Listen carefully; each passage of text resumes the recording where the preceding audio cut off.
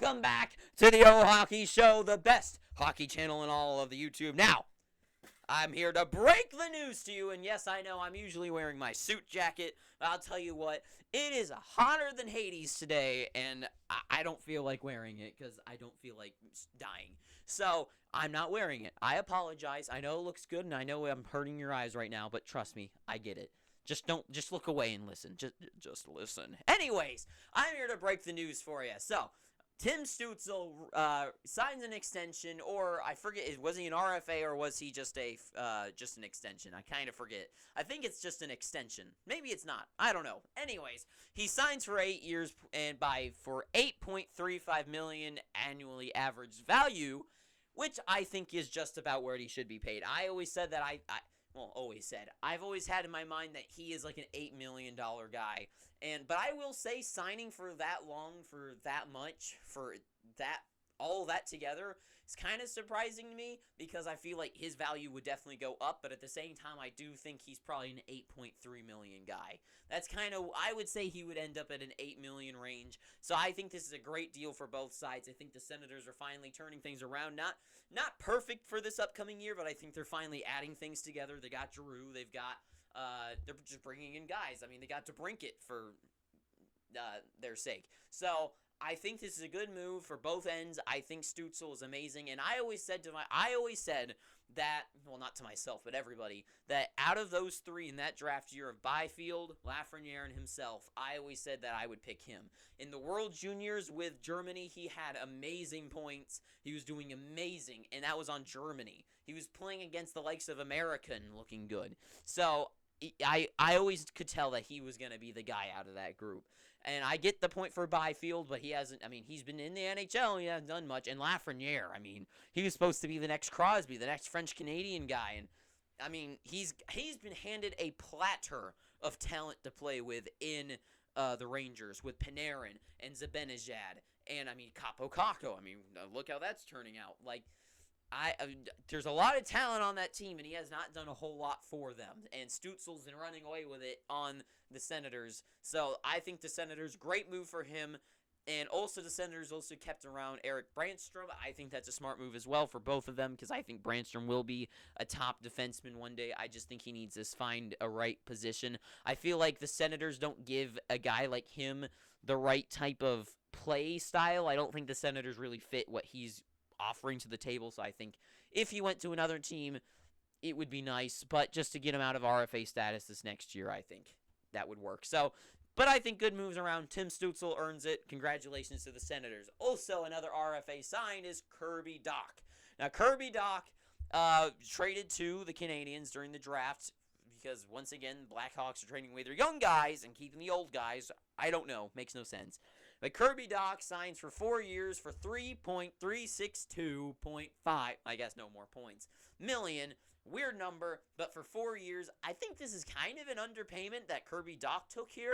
I'm actually kind of surprised. I don't think he should be really, I guess I'm so used to seeing guys be way overpaid for what they're worth that I'm just kind of surprised to see someone actually get paid what they are worth. But at the same time, Kirby Dach, he's a huge guy. I think he's 6'4", and he's a young guy growing and, showing that he does have a lot of potential. I'm kind of surprised that he didn't sign for more, and especially for 4 years. 4 years is a long time to prove yourself for a bigger contract. So I'm kind of surprised by the number. I think that would be fair for like 2 years, but for 4 years for that much, I think is kind of I think Kirby kind of got snubbed, and the Canadiens got a good deal out of that, because that is probably where I would put his play right now worth, but I think he's going to get better, and especially with the Canadiens. A big guy on the Canadiens, that big center, and especially with guys like Slavkovsky and stuff, like another big guy on that team, it'll be interesting. I think it'll work out very well for Dach, and I'm just kind of surprised by the money. I'm just kind of surprised, to be honest. So that's really all I have to say. But these signings make me wonder about some people that haven't been signed, and I wanted to put more names, but I didn't know who to put and not to put, so I just brought up a couple. So obviously the one that I talked about earlier today, Jason Robertson, the guy from the Stars, hasn't been signed to anybody yet, and I am kind of surprised. I'm not signed to anybody. He's an RFA, so he has to sign with the Stars or be traded, or someone offer sheet him. And if there was a guy to offer sheet out of this group of RFAs, I would say Jason Robertson was the guy, or Ottinger, both the Stars guys. But this guy, the Stars only have 6.3 million in space, and I definitely think he's worth more than that. I mean, even right now, the thing about Stutzle is I would say he's not worth that right now, but he will be within the next few years as the Senators get better.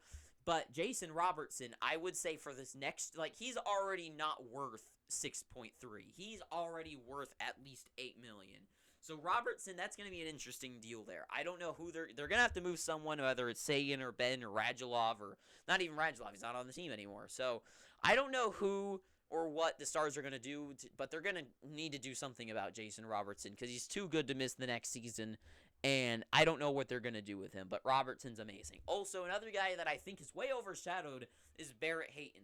This guy was the captain of the juniors Team Canada team, and there was that whole thing where he didn't take his helmet off for an anthem for the Russians, but whatever.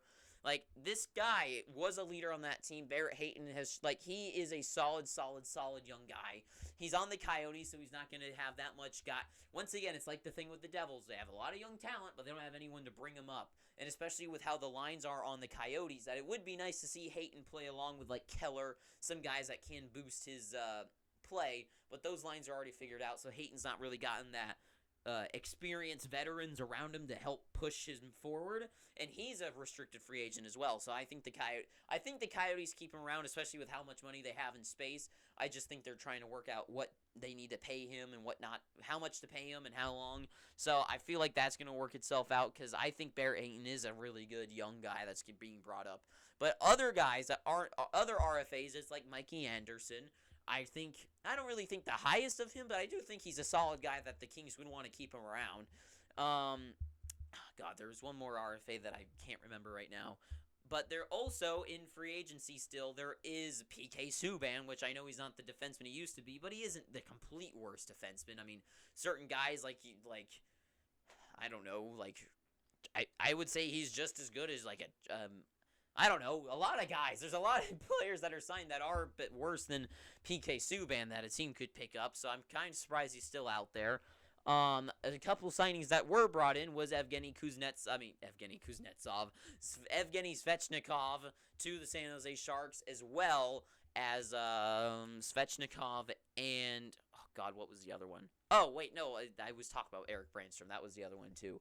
So, just a couple signings around the league. I think these are some pretty good contracts. And tell me down below, who do you think out of this list is the best? Okay, out of these two guys that were given contracts, which one do you think will pay off more? Who do you think will be the better contract? I think everyone's going to say Stutzle. And how much do you think guys like Robertson and Hayton make? For me, I would say Robertson already is worth $8 million and usually pay guys what they're going to be worth. So I would say probably maybe $9 million, which is $3 million that you're going to have to clean up. Barrett Hayden, you can probably, so I would say Hayton for the next couple years could be probably worth like 3 to 5. I would say 5 would be an overpayment, but they have a lot of money to play with, so it wouldn't really matter if they paid him $5 million. But I would say probably like 2 to 3 is what he's worth this year, but in the future up to 5, and then maybe even more depending on once he finally hits his stride.